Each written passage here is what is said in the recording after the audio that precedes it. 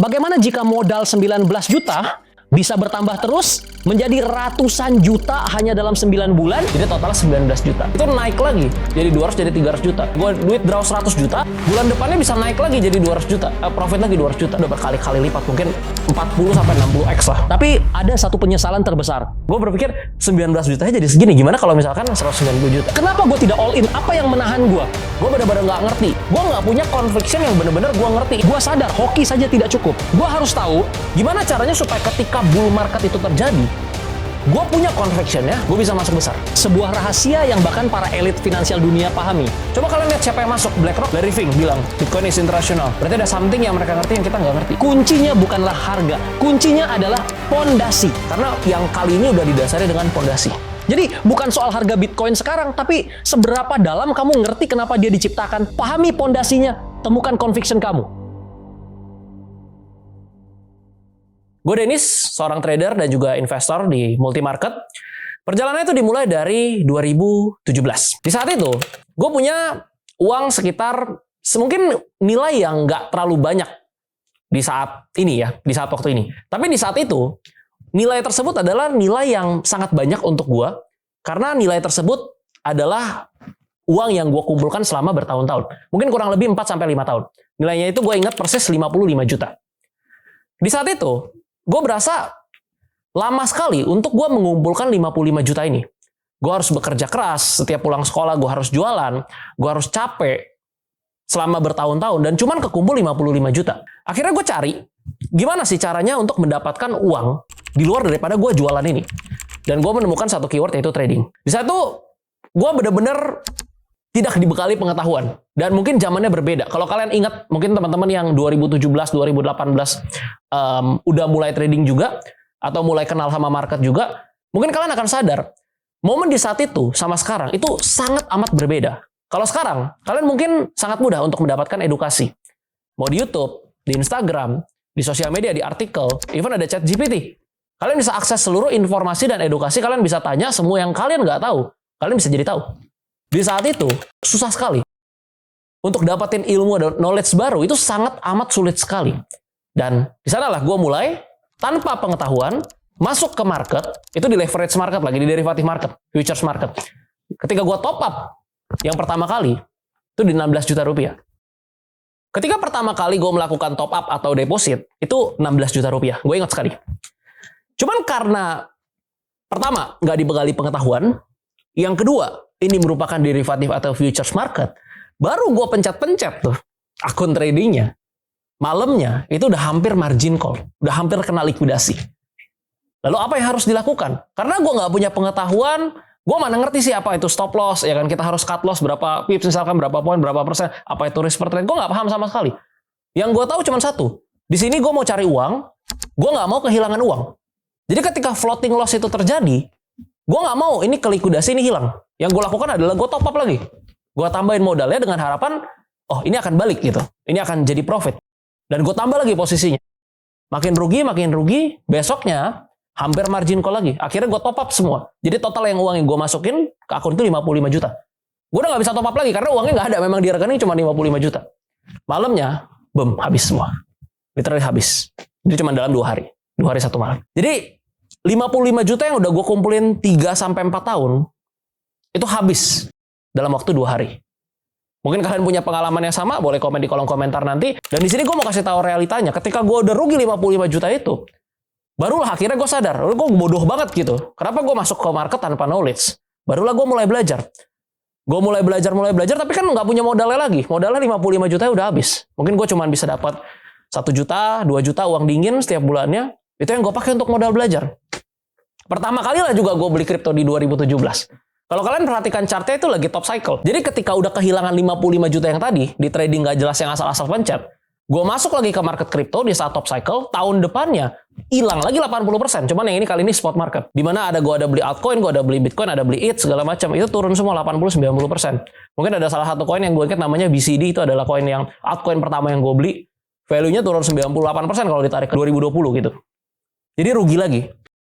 Jadi kalau ditanya kenapa Dennis masih di sini, kenapa Dennis nggak kaya raya, kenapa nggak pensiun aja, kenapa nggak punya 1 triliun gitu. Padahal beli kripto udah dari 2017. Karena belinya di top cycle uangnya cuma sedikit, udah sedikit uangnya beli di top cycle rugi pula gitu kan. Nah, tapi yang menarik ini mulai masuk ke 2020. Jadi udah 3 tahun, udah rugi, udah belajar. Di 2020 mungkin bukannya udah pinter, udah jago, gue nggak pernah klaim diri gue jago atau pinter, tapi hoki. Kenapa hoki? Di saat itu pandemi, bukan cuma saham Indonesia, bukan cuma kripto, tapi aset global, S&P, Nasdaq, semuanya drop, koreksi, diskon. Di saat itu, karena kebetulan gue udah mempelajari market selama 2-3 tahun, multi market, gue paham gimana caranya, segala macam, teknisnya, mekanismenya, dan disitulah momentumnya. Ketika apapun yang gue beli di saat itu, sekali lagi bukan karena pinter ya, gue nggak suka overclaim soalnya. Kalau mau diulang pun nggak bisa sekarang gitu. Di saat itu apapun yang gue beli, itu selalu profit gitu. Nggak bisa rugi. Kenapa nggak bisa rugi? Karena semuanya rendah sekali harganya. IHSG kita di 3.800, saham BCA kita sebelum stock split 23.500, BRI 2.200 itu di 24 Maret. 17 sampai 24 Maret 2020. Bikin konten dari podcast ajaib bisa dapat cuan. Yap, ini waktunya kamu ikut Cuan Talks Clippers Challenge. Edit, upload, cuan. Caranya gampang banget. 1. Ambil cuplikan dari podcast Cuan Talks di YouTube Ajaib Investasi. 2. Edit jadi versi kamu sendiri, boleh kasih teks, subtitle, atau efek keren. 3. Upload ke TikTok, Reels, atau Shorts pakai hashtag Cuan Talks Ajaib. Views kamu sama dengan cuan kamu, dapetin reward mulai dari Rp10.000 sampai Rp300.000 per video. Dan kalau kamu paling keren, bisa dapat bonus sampai Rp1.000.000. Upload videomu mulai 3 November sampai 7 Desember 2025. Tunjukin versi kamu dan biar kontenmu yang bikin cuan. Yuk, ikutan sekarang. Sebelum lanjut videonya, jangan lupa download Ajaib Alpha untuk mulai perjalanan investasi kalian. Lalu 2021-nya ada quantitative easing, era tech stock naik semua, dan di saat itu gue cuan gila-gilaan dari saham. Bukan dari kripto, ini belum dari kripto, dari saham. Nah, ketika gue mendapatkan profit ini, sebagian profit kan ada yang gue compound kalau untuk porto invest, tapi di porto tradingnya gue nggak compound. Jadi ada yang gue withdraw, ada yang gue tarik. Ya gue nikmatin, mungkin gue untuk upgrade setup, untuk gue upgrade barang-barang yang bisa menunjang produktivitas. Sebagian profitnya ini gue pikir, ini kan profit ya, bukan fresh money. Karena cuannya lumayan banyak, profitnya keluar. Apa gue cobain lagi ya, trading dan invest di kripto. Jadi pas 2020 itu ada profit misalkan dari INKP, dari BCA, dari BRI, udah gue take profit ada sebagian gitu yang di akun trading, gue keluarin, gue top up lah untuk beli kripto. Modalnya sekitar 10 juta. Gue top up 2 kali, kayak 10 juta sama 9 juta. Jadi totalnya 19 juta. Itu 2020. Kayak mungkin bulan 7 atau bulan 8 gitu. Setelah 19 juta itu gue trade. Itu modal kecil. Karena gue nggak berani masuk besar. Itu juga ada alasan karena waktu itu pas pertama kali gue masuk di top cycle 2017, hilangnya 80-90%. Jadi gue cuma masukin 19 juta. 19 jutanya itu di trading cuma di spot market itu naik sampai 150 sampai 180 juta. 5-10 jutanya gue lempar ke on-chain, itu naik lagi. Jadi 200 jadi 300 juta. Gue deposit gue withdraw 100 juta ya. Bulan depannya bisa naik lagi jadi 200 juta. Profit lagi 200 juta. Gue tarik lagi 150 juta, itu bisa naik lagi. Jadi modal 19 itu jadi ratusan juta akhirnya. Udah di withdraw gitu ya, udah beli mobil, udah keluar 50 juta, keluar 100 juta, keluar 150 juta. Tapi bertambah terus. Dalam sekitar 9 bulan itulah. 9 bulanan. Dari 2020 kuartal 3 sampai 2021. Pokoknya apapun itu sangat mudah sekali. Nah, sampai akhirnya market itu selalu ada cycle ya, teman-teman. Jadi di 2021 setelah bull marketnya selesai, setelah gue withdraw apa segala macam, turun. Mulai bear market. Dan akhirnya portfolio turun dan drawdown juga akhirnya. Sekitar mungkin 80 sampai 90%. Turun. Cuman di saat itu ya gue udah profit karena gue keluarin gitu, gue withdraw. Gue keluarin udah jauh lebih banyak daripada modalnya 19 juta itu udah berkali-kali lipat, mungkin 40 sampai 60x lah, gue lupa. Nah, yang menarik adalah gini. Ketika masuk ke ini kan quantitative easing ya 2021, itu eranya benar-benar easy money lah. Semua naik. Ya, semua benar-benar naik. Ditambah lagi waktu itu ada super cycle commodity juga, Indonesian stock semuanya naik segala macam. Jadi enak sekali dan masuk ke 2022 marketnya di kripto ini kan market cycle-nya udah selesai nih. Udah mulai masuk ke bear market. Ketika udah mulai masuk ke bear market ini, gue mulai berpikir, waktu itu kan gue masukin 19 juta. Jadi segini. What if? Kalau waktu itu gue nggak usah semua, nggak usah all in. What if 19 juta itu kalau dibanding waktu itu portfolio ada di saham itu kecil sekali. What if kalau misalkan gue masukinnya 190 juta gitu. Jangan 19 juta. Wah, berarti gue udah bisa ini, gue udah bisa beli itu, gue udah bisa beli sport car segala macam. Gue berpikir 19 jutanya jadi segini. Gimana kalau misalkan 190 juta? Cuman gue paham kenapa gue nggak berani masukin besar. Gue cuma top up 2 kali 10 juta sama 9 juta.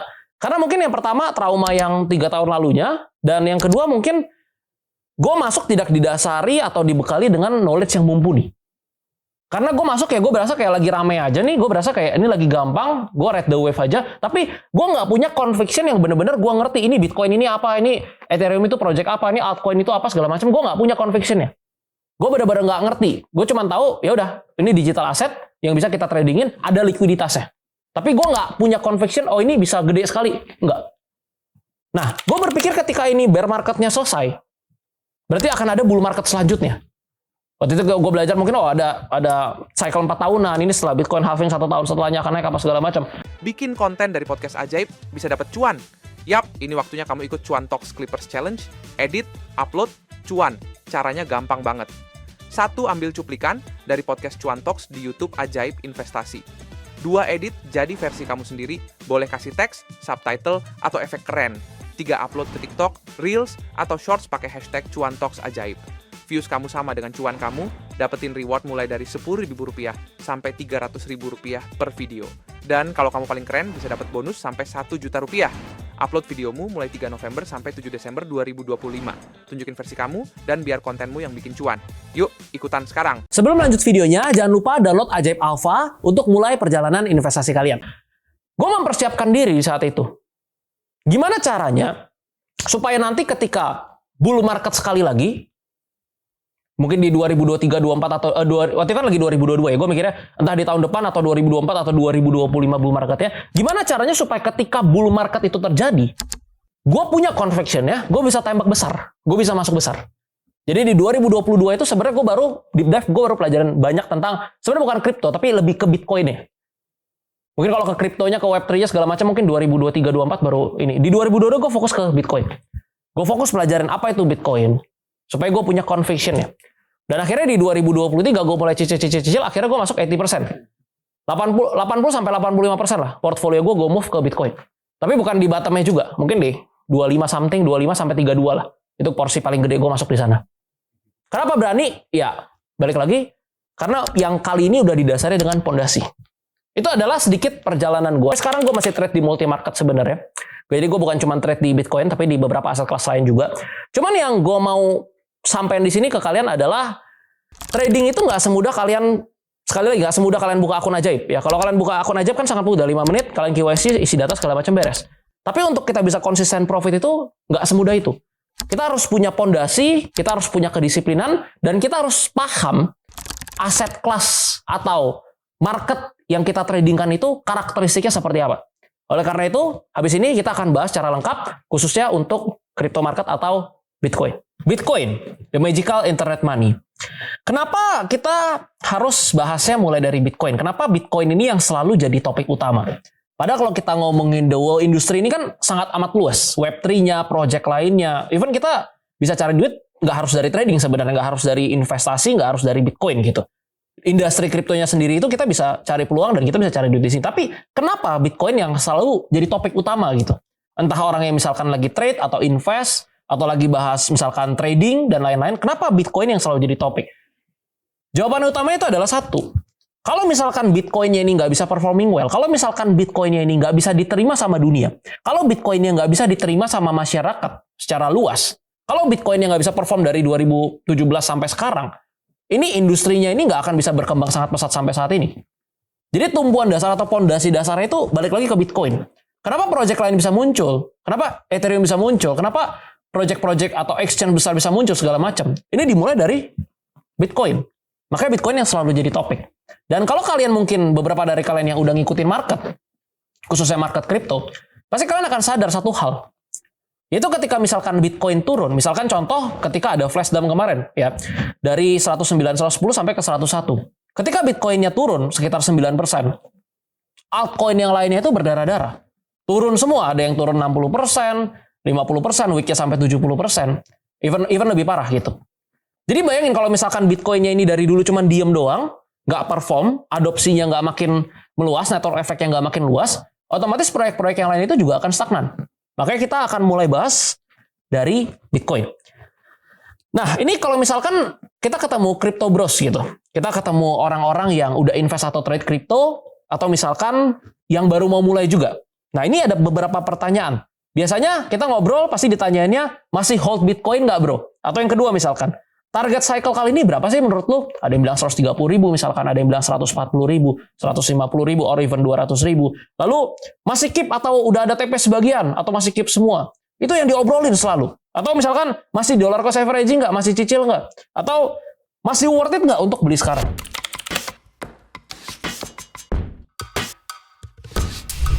Beberapa slide ini yang harus lo pahamin dulu. Kita akan bahas pendekatannya mulai dari margin of safety. Margin of safety itu simple ya. Mungkin teman-teman yang dari saham mungkin udah sering dengar ya. Ini tuh adalah selisih antara harga wajar dan juga target minimal. Jadi misalkan Bitcoin harganya biar gampang ya 20.000. Anggap sekarang masih 20.000. Lalu harga wajar atau target minimal misalkan di berapa? Misalkan di 100.000 deh. Ini sekarang 20.000.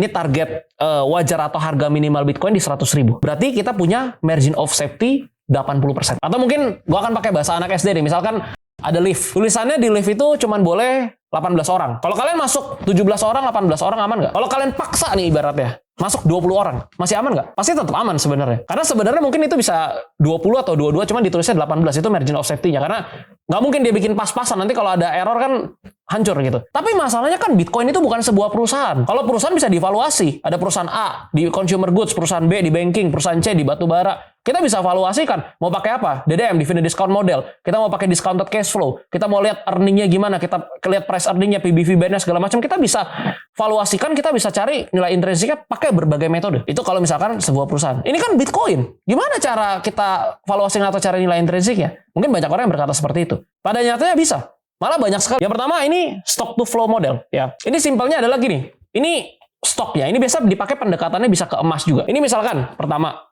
Ada 1.000 kilo emas. Ini ada 1.000 kilo emas. Setiap tahun, di sini ada tambang emas nih ya. Ini bisa keluar nih. 100 kilo. 100 kilo setiap tahun. 1.000, ya, total yang ada sekarang, total yang beredar sekarang, 1.000, itu dibagi dengan yang ditambang setiap tahun. Berarti 1.000 dibagi 100. Hasilnya berapa? Hasilnya 10. Artinya setiap 10 tahun, total emas yang beredar ini, atau total jumlah emas yang beredar ini akan kali 2. Seperti itu. Nah, kalau misalkan ini 1.000, cuma bisa dapatnya misalkan 10 kilo. Berarti kan 1.000 dibagi 10, berarti setiap 100 tahun sekali. Berarti sangat langka. Semakin besar angka stock to flow-nya ini, artinya semakin langka. Nah, yang menarik dari Bitcoin ini adalah seperti ini. Misalkan, ini ada 1 juta Bitcoin. 1 juta Bitcoin. Di sini ada 100.000 Bitcoin. Nah, berarti 1 juta dibagi 100.000. 10 hasilnya. Apakah tahun depan angkanya akan seperti ini terus dan 10 tahun lagi akan kali 2? Jawabannya adalah enggak. Kenapa? Karena setiap 4 tahun sekali, itu ada yang namanya Bitcoin halving. Ketika Bitcoin halving terjadi, rewards yang didapetin itu kebagi 2. Jadi misalnya tadi nih, lu nambang emas, ibaratnya lu dapat 50 kilo. 4 tahun lagi, lu di tambang yang sama nih, itu nggak 50 kilo, cuma 25 kilo. Nah, Bitcoin itu seperti itu kurang lebih. Jadi lu dapat 100.000 nih, tahun ini, nanti 4 tahun lagi cuma dapatnya 50.000. Itu kebagi 2 terus setiap halving. Nah, jadi lu bayangin, misalkan udah halving 3 kali, 4 kali, 5 kali, berarti kan jumlah yang beredarnya sekian nih, misalkan 15 juta keping. Dibagi, pembagi yang bilangan di bawahnya, itu makin lama makin kecil. Yang tadinya misalkan 100.000 jadi 50.000, jadi 25.000, jadi 12.500, jadi 6.500, jadi 3.000. Otomatis selama-kelamaan, makin lama, 4 tahun, 40 tahun ke depan, itu scarcity atau kelangkaannya itu bakal makin tinggi. Itu adalah stock to flow. Ya, itu yang pertama. Kekurangannya ada kekurangannya kalau kalian pakai metode ini. Yaitu yang dinilai itu cuma dari sisi supply. Demand-nya gak dihitung. Oke. Selanjutnya, logarithmic regression model. Ini basically kalau kalian trade, mungkin kalian lihat ada indikator seperti RSI atau stochastic untuk lihat overbought atau oversold-nya, tapi ini dipakai untuk lebih ke jangka panjang. Kalau jangka pendek mungkin nggak gitu berlaku. Jadi kita lihat ini posisinya lagi under value atau lagi over value untuk lihat band atas sama band bawahnya. As simple like that. Yang selanjutnya, nah ini yang gue suka, cost of production. Banyak orang bilang kan Bitcoin ini cuma nggak ada bentuknya, nggak ada fisiknya. Nggak ada intrinsic value-nya.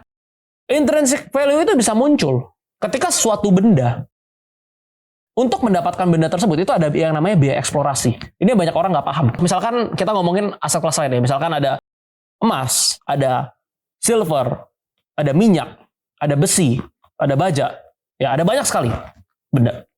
Kenapa harganya berbeda-beda? Kenapa harganya bisa berbeda-beda? Jawabannya satu kan, karena biaya eksplorasi yang dikeluarkan dan kelangkaannya itu berbeda. Kenapa balik lagi ke biaya eksplorasi? Sama dengan Bitcoin. Mungkin orang bilang, ini nggak ada wujudnya, nggak ada bentuknya. Tapi untuk mendapatkan setiap keping Bitcoin, kita perlu apa? Kita perlu alat ASIC mining yang harganya ratusan juta.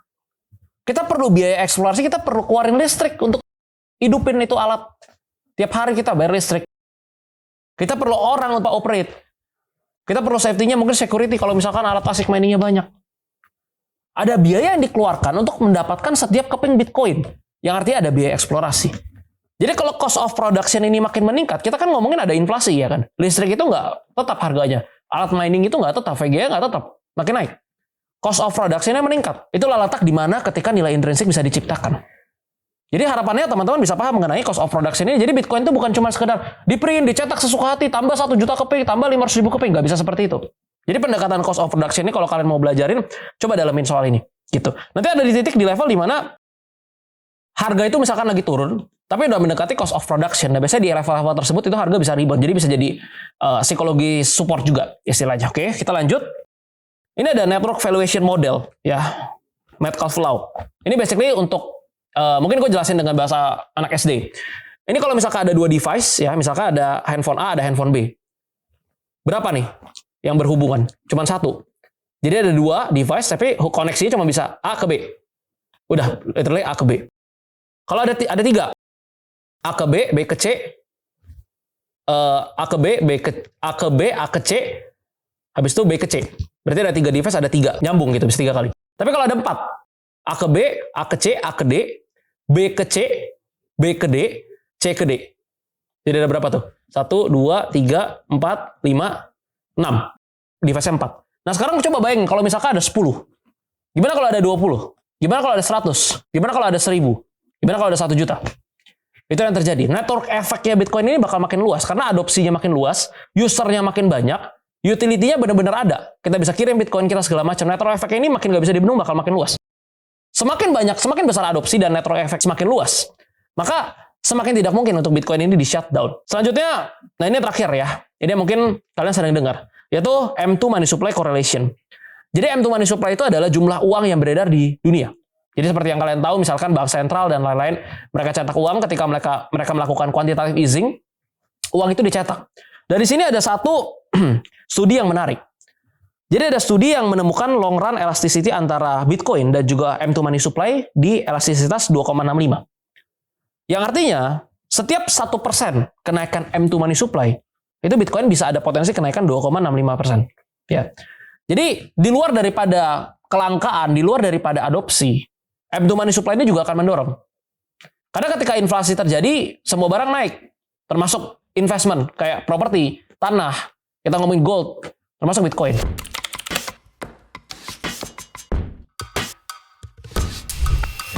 Ini kita lanjut dulu ya, mengenai BlackRock dan Elite Financial.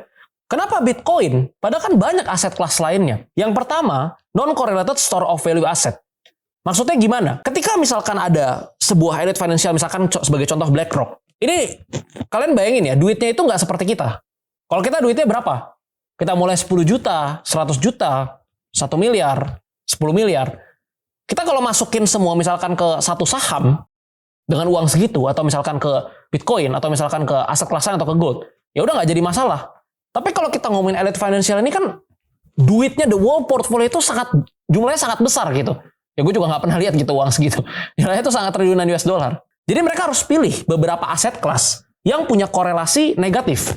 Maksudnya gimana? Jangan sampai gini. Misalkan ada aset kelas A, B, C, D, E gitu. Bikin konten dari podcast ajaib bisa dapat cuan. Yap, ini waktunya kamu ikut Cuan Talks Clippers Challenge. Edit, upload, cuan. Caranya gampang banget. 1. Ambil cuplikan dari podcast Cuan Talks di YouTube Ajaib Investasi.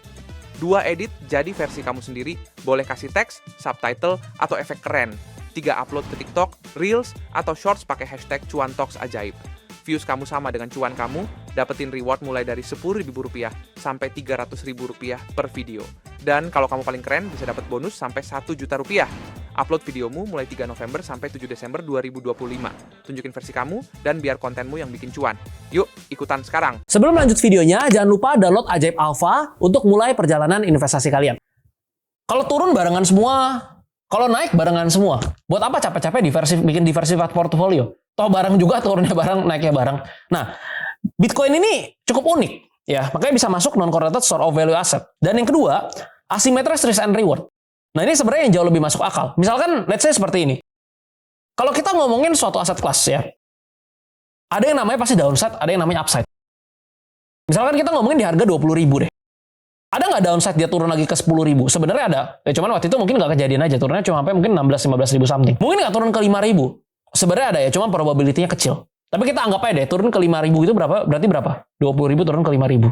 75%. Ya, drawdown. Walaupun itu nggak kejadian, tapi kita anggap aja potensi. Drawdown 75%. Tapi kalau kita ngomongin upside, ke 40.000 itu 100%. Ke 60.000 itu 200%. Ke 80.000 itu 300%. Ke 100.000 itu 400%. What if ke 200.000, 300.000, 500.000, or even $1 juta?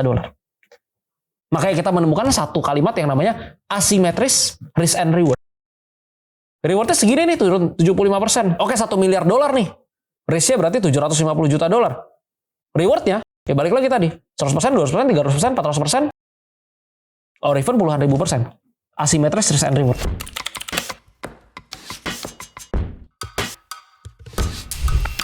Tiga hal, ya. Ini yang paling pertama, ya. Yang perlu kalian pahami, apa itu uang? Kenapa emas dulu digunakan? Kenapa ada sistem fiat? Apa solusi dari sistem yang terus-menerus cetak uang, dan cetak hutang? Itu satu dulu. Kalian pahamin 4 hal ini. Gue nggak jelasin di sini kepanjangan, tapi ini yang jadi PR kalian. Nomor 2, kalian kosongin gelas.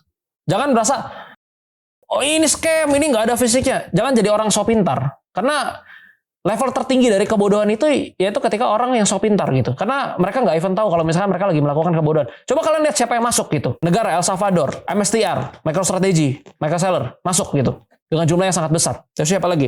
Larry Fink bilang, Bitcoin is international. Nah, kalian lihat siapa yang masuk. Kalian pelajarin. Kenapa mereka masuk? Kita nggak lebih pintar dari mereka. Sangat amat jauh lah. Mereka di atas sana, kita cuma di sini gitu. Tapi mereka masuk. Mereka ngerti. Berarti ada something yang mereka ngerti yang kita nggak ngerti. Coba pelajari. Yang ketiga, ya ini conviction itu nggak bisa dari mulut gua gini, ya. Lu dengerin terus, habis itu conviction yang muncul tuh nggak akan pernah bisa. Conviction itu muncul dari lu udah pelajarin, lu coba taruh duit lu. Ini gua taruh nih 1 juta. Oh, hati gua tenang. Gua taruh 10 juta. Dia turun 20%. Oh, masih tenang. Gua taruh 500 juta. Dia turun 20%. Aduh, tidur gua nggak nyenyak. Berarti kebanyakan 500 juta. Coba kurangin. 300 juta, 250 juta. Oh, ini gue nyamannya segini. Gue punya uang 1M, gue masuk 250 juta, dia turun 20%, gue nggak panik. Gue masih bisa aman. Berarti 25% itu sweet spotnya. Nggak usah dilebihin, nggak usah kayak, lo ketemu temen, tapi gue all in nih di altcoin, dapat 10 kali, dapat 20 kali. Nggak usah iri sama orang lain gitu. Jadi bukan soal harga Bitcoin sekarang, tapi seberapa dalam kamu ngerti kenapa dia diciptakan, tapi gimana cara main aman di dunia yang sevolatile ini. Kita bahas di episode berikutnya. Ajaib semua bisa.